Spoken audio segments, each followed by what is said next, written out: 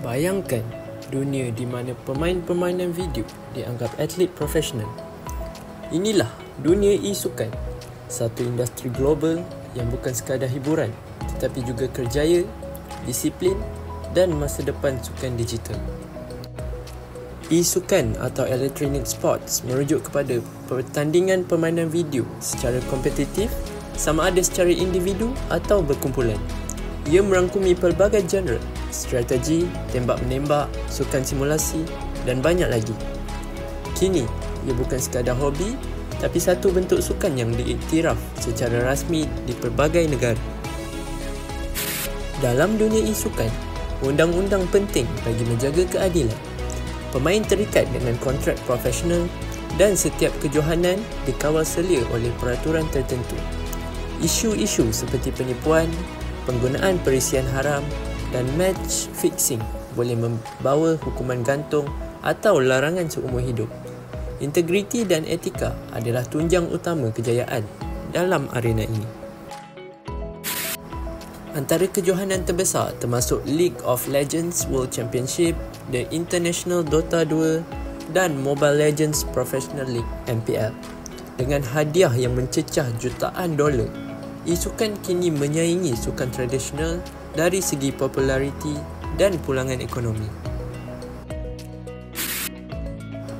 Kerjaya dalam e-sukan bukan hanya sebagai pemain. Anda juga boleh menjadi shoutcaster, jurulatih pasukan, pengurus acara, penganalisis data permainan atau pencipta kandungan. Industri ini membuka peluang luas kepada mereka yang minat dalam teknologi dan juga sukan.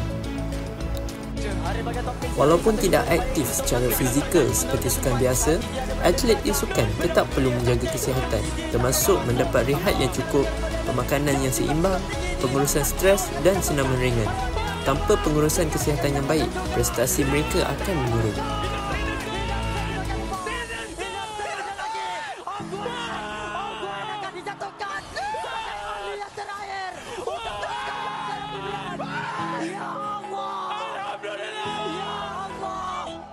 Ini kemerdekaan untuk rakyat Malaysia. Perjuangan kita telah dilanggar. Seperti yang kita semua tahu, industri e-sukan sekarang sudah semakin berkembang dan meluas. Kita dah ada kejohanan tempatan dan kejohanan antarabangsa, penajaan dari jenama besar dan juga siaran langsung dengan jutaan penonton.